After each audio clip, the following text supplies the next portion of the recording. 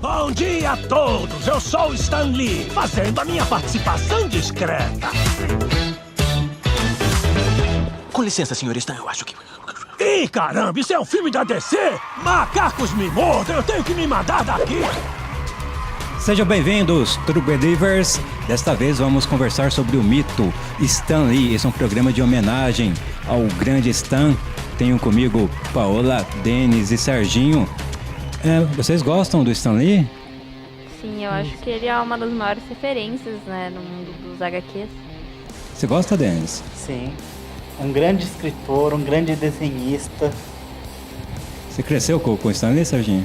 Na verdade foi mais a minha adolescência, porque eu assistia Homem-Aranha e X-Men, só que naquela época eu só conhecia o desenho, eu não conhecia o gênio por trás dos desenhos, só fui descobrir depois. Mas você sabe que o Stan Lee provavelmente foi o primeiro artista que começou a ganhar esse reconhecimento de ter o seu rosto conhecido, ter o seu nome mais conhecido, ao menos dentro de uma Marvel. Não foi o único, mas talvez tenha sido o primeiro que se tornou mais popstar, né? O primeiro quadrinista a virar um grande popstar nesse sentido, né, gente? Eu acho que sim, porque ele sempre gostou de estar perto das suas criações, né?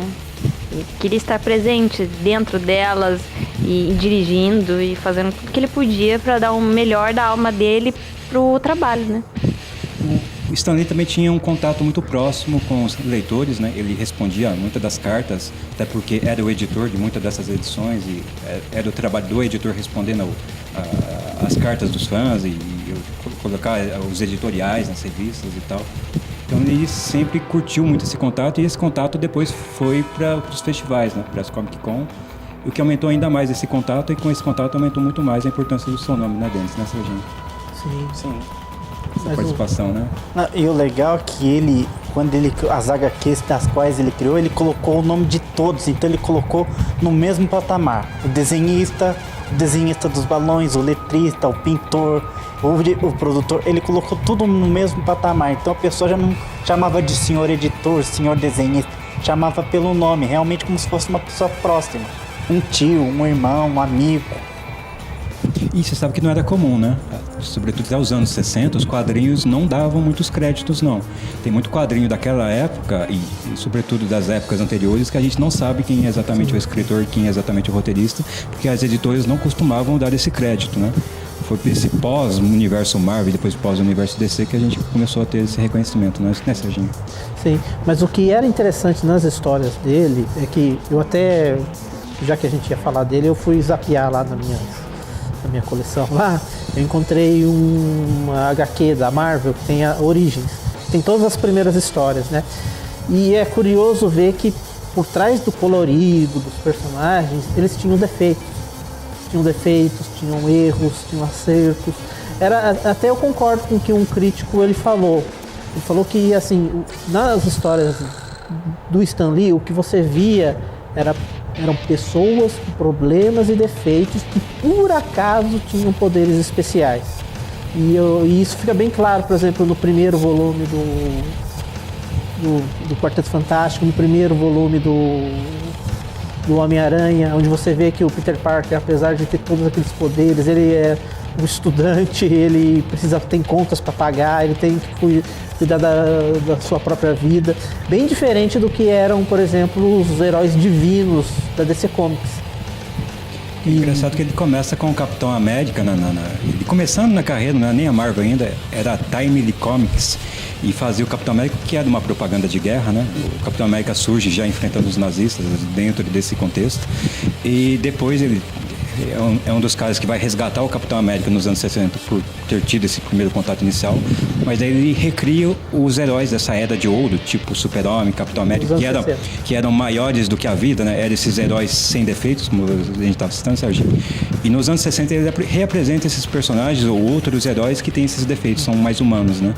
Ele pegou aquela fase dourada dos quadrinhos desses heróis, tipo Super-Homem, que não cometiam erros, e depois recria o próprio gênero de super-herói, apresentando esses heróis mais defeituosos. Ele viu a época que estava vivendo, anos 60, anos de dúvidas, de muita coisa sendo revista, né? E o Stan Lee, na verdade, ele trabalhou na Marvel com muitas histórias de terror, porque era o que a Marvel mais fazia na época. E é por isso que muitos dos seus heróis iniciais também eram heróis que tinham esse aspecto de monstro, assim, de deformidade. O Quarteto Fantástico é quase que um experimento científico que dá errado, eles voltam deformados de algum jeito. A própria Mulher Invisível é meio que baseado no Homem Invisível, que é um dos monstros da Universal, né? Então você vê que essa pegada de monstro ainda resistia. Então ele teve que reapresentar esses heróis ainda pegando esse fiapo de monstruosidades, que era o que mais vendia na época, para fazer com que o seu leitor se interessasse novamente por super-heróis, né? Isso que é genial, né? É um negócio falando de monstros, né? Que era o que dava ibope na época. Ele com as ideias dele de criar heróis. E no meio desses poderes, entre aspas, monstruosidades ou dons, ele conseguia levar a vida real.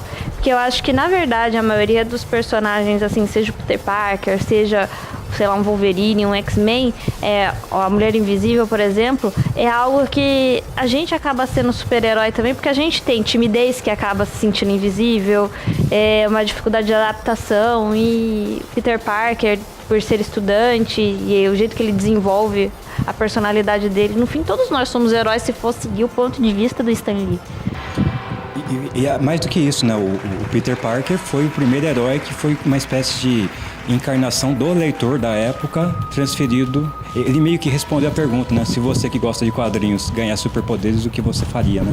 Se você, desse universo geek nerd, se tornasse um super-herói, o que você faria? Então foi o primeiro super-herói que foi uma recriação de um dos leitores, entre aspas, ganhando poderes, né?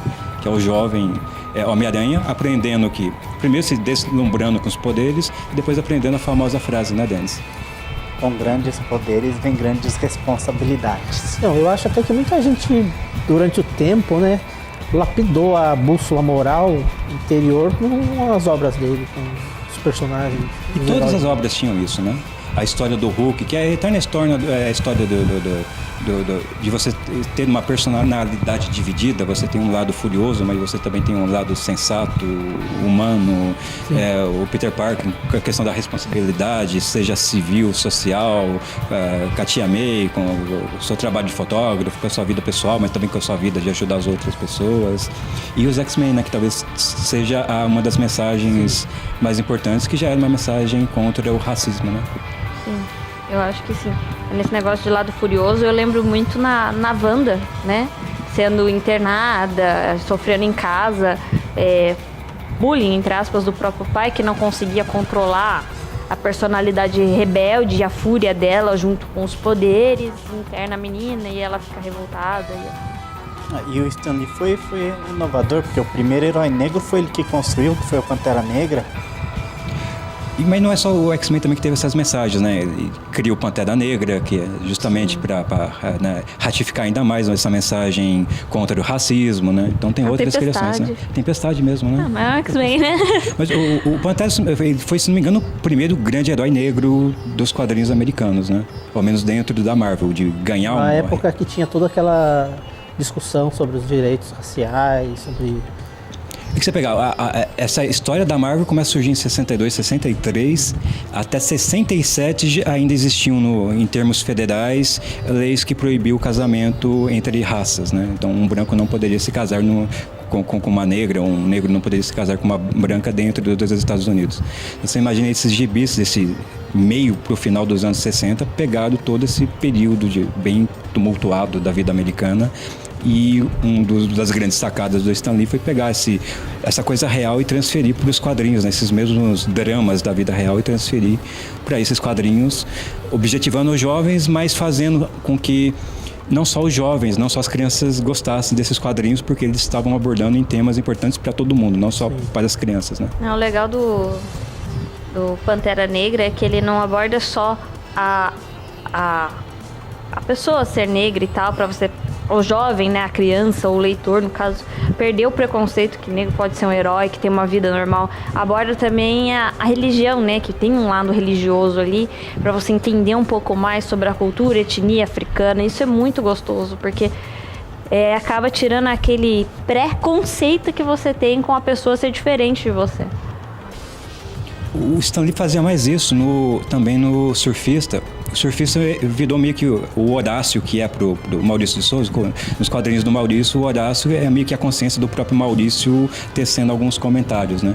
O surfista se tornou durante muito tempo a voz do Stan Lee. Se não me engano, foi a última grande série que o Stan Lee continuou escrevendo. Já era editor da Marvel, mas que continuou escrevendo, fazia questão de escrever. Porque o Stan Lee era meio que um intérprete de muitos dos pensamentos do Stan Lee. E o personagem se tornou um personagem meio filosofal, assim. Ele, né, começava a tecer comentários sobre a existência humana e tinha muito disso, né, do Stan Lee não entendendo de onde que vem o racismo ou de onde que vem essas brigas que a gente tem, por que o mundo ainda tem fome com tanta abundância. E o Stan Lee usava esse personagem que vem de fora para fazer essa crítica. Eu não entendo porque vocês humanos são assim, né? Vocês poderiam ser, né, mais evoluídos, né? Então Stan Lee, até o final do seu trabalho, ele ainda continuou passando essas mensagens. Só que uma coisa que a gente vai ter que ver agora é como é que vai ser a Marvel agora, depois do Stan Lee. Eu acho que vai ser na mesma pegada da Disney, né? Porque nós não temos mais o Walt Disney, tá lá congeladinho, né? E as obras continuaram. Até onde eu sei, o Stan Lee deixou obras, né? Umas obras escritas para serem lançadas. Então, eu acho que vai ser a partir disso que vão criar e renovar o serviço dele, sempre honrando a memória dele o melhor possível. De qualquer forma, ele virou uma lenda. Não tem como. E se tornou uma lenda como são seus personagens, né? Se torna um personagem imortal a partir desse momento, né? Aí a dúvida. Ele já era eternizado, já nas próprias obras ele já aparecia, sim, né? Então já era eterno ali. Fica a dúvida da continuação do legado dele, né? O que vão fazer, o andamento que vão dar para as histórias. A gente fica com receio, né? Como fã das grandes obras do Stan Lee, mas espero que deem uma boa continuidade pro trabalho. Que por enquanto, os artistas de agora, eles tinham o feedback do próprio Stan Lee, se precisasse de alguma opinião, né? Seja numa conversa, né, enfim, não aberta, né, uma conversa fechada, ou seja, num debate mesmo, escutando as opiniões do próprio Stan. E hoje não vai ter mais isso, né? Então qualquer rumo é um rumo que você vai ter que imaginar o que o Stan Lee acharia, sim, se ele aprovaria qualquer mudança, qualquer coisa nesse sentido, né? Fica a dica para os funcionários lerem O Surfista. Fica a dica, né? Ou lê tudo do Stan Lee, porque tem muito dele, e aí, né? Você vai ter algumas... aquele famoso nada se cria, tudo se copia, né? Vai lá, o que Stan Lee faria? Vamos lá procurar, dar uma procurada em obras mais antigas, em pensamentos, em diários, em palestras. E assim vai. Eu acho que é o melhor jeito de dar andamento pro material dele. E seria bom o pessoal escutar o Stan Lee na questão da rixa DC e Marvel, né? Com toda certeza. Ele pensava um pouco diferente do que os fãs mais chiitas, né? Então, eu acho que DC e Marvel acabou virando uma espécie de religião para quem curte quadrinhos em geral. Mas o Stan Lee aparecia em coisas da Marvel, assim como ele apareceu na animação dos Titans Go, e deu uma boa animada na produção. Ele chegou a escrever o Stan Lee reimagina os heróis DC. Tem uma série, acho que são 12 edições, e cada edição ele reimagina um dos grandes heróis da DC, mas numa versão mais Stan Lee, assim. E me parece que ele chegou também a trabalhar, ele, o parceiro dele, o Kirby, chegaram a trabalhar por um certo período curto, mas na DC. Sim. Então, para ele em si não tinha rixa, porque ele conheceu os dois lados da moeda, conheceu a DC e conheceu a Marvel. Quem está na indústria sabe que não tem muito dessa birra, porque a maioria desses artistas trabalharam em ambas as editoras, né? E no fundo é o mesmo nicho, né? Um fortalece o outro no final das contas, né? Uma Marvel forte fortalece a DC, uma DC forte fortalece uma Marvel. Eu acho que não tem por que ter rixa, porque são histórias, heróis diferentes e eles poderiam se encontrar num multiverso e trabalhar cooperando um com o outro. Não tem por que ter essa rivalidade, porque eu não vejo o personagem querendo competir com o outro. Aliás, os personagens, se tem alguma coisa que esses gibis nos ensinam, que esses personagens se conhecem e passam a se ajudar, né? Sim. Juntam forças, né? Sim. A ideia de juntar forças está na raiz da maioria dos grupos de heróis, né? São heróis que se juntam. Eu acho que se destacam, assim, em gostos de leitura, gostos de produção de filme, gostos em série, mas eles entre si não têm o porquê ter essa rivalidade. falando entre eles, né, citando esses artistas que fizeram essa parte dessa história, a gente perdeu, né, o Stan Lee, e um pouco antes de perdermos o Stan Lee, a gente perdeu o Steve Ditko, os dois criadores do Homem-Aranha, né? Eles, né, acabaram falecendo muito próximos um do outro, né? Então uma perda ainda maior, né? Os dois pais ou as duas mães do Homem-Aranha se perderam. E o Stan Lee foi um dos caras que introduziu o que é chamado de método Marvel, em que o desenhista ganhou mais espaço para a criação. O que eles faziam? O Stan Lee apresentava uma ideia básica, o desenhista pegava essa ideia e criava as páginas do seu jeito. O Stan Lee metia pouco o bedelho na hora de, a página tem que ser assim, assado, tal. Depois o Stan Lee pegava essas páginas e criava o texto. Muitas vezes o Stan Lee mesmo se surpreendia porque o artista criava histórias, introduzia personagens que não tinha nem entrado na conversa inicial.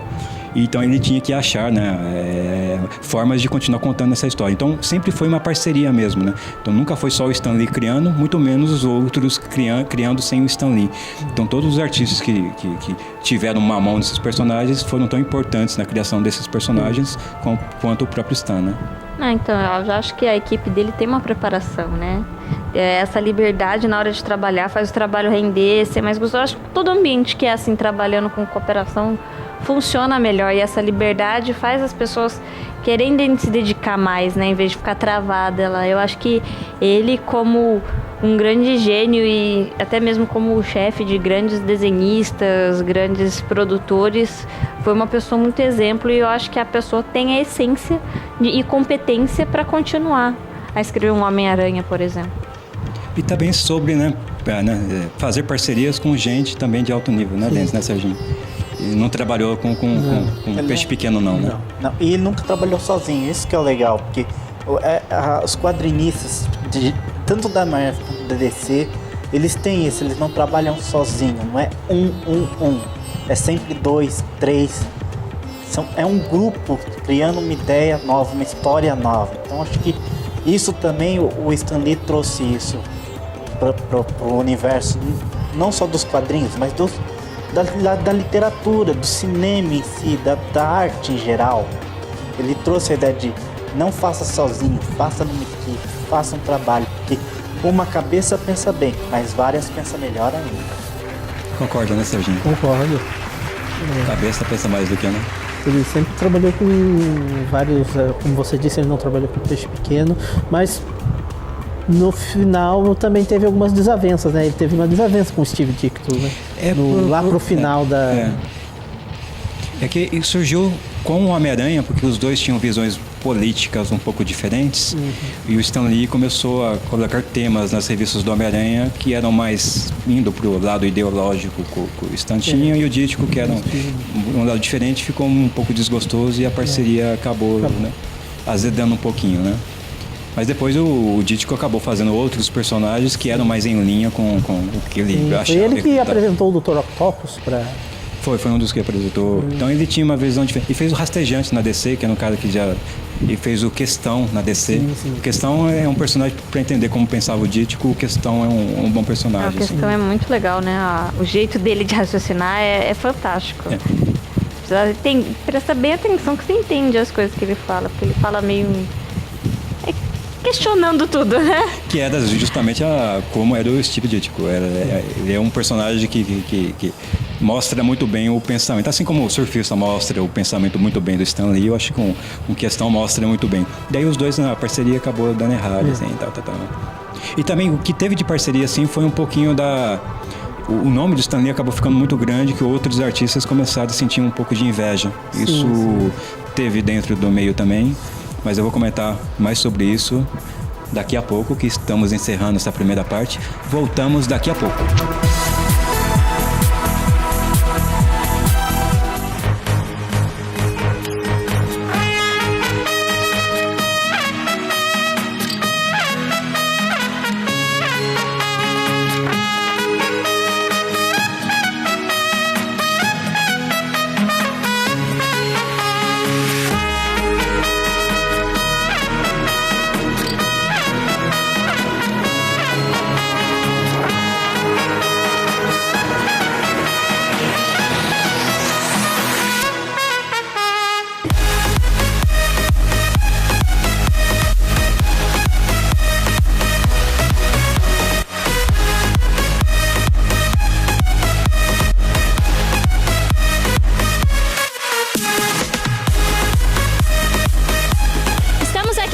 Sandra, mãe do Cami, essa excelente cosplayer, muito querida na comunidade.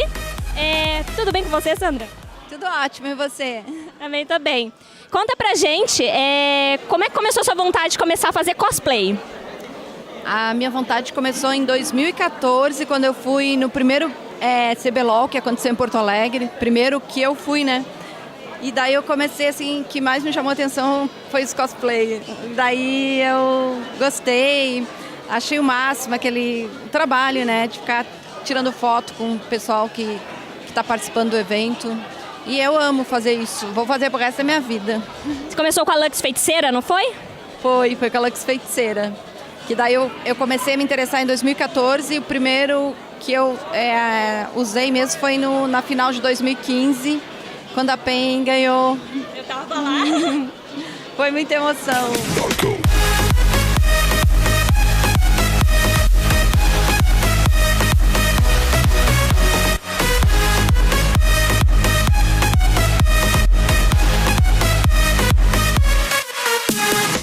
E como é que é apoiar o seu filho numa carreira gamer que poucas mães apoiam, tá começando agora, como é que é isso?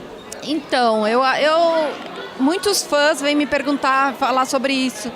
Eu gostaria tanto que a minha mãe me apoiasse, que meu pai me apoiasse.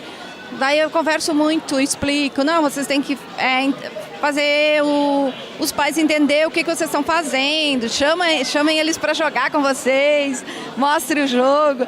Aí eles falam assim, eu mostro você de cosplay pra minha mãe, ela já é tua fã. É uns negócios muito legais, assim. Eu fiz isso também, encorajava minha mãe.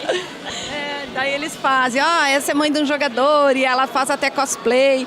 E eles usam isso pra tentar ter o apoio dos pais, entendeu? Porque é difícil. Hoje os pais querem que os filhos estudem. Não querem saber de filho muito preso no computador e é bem complicado. Então tem que ter muito diálogo, assim. Eu sempre apoiei e eu gostava da ideia do meu filho ficar em casa. Eu ainda preferia ele no computador do que ele na rua, né?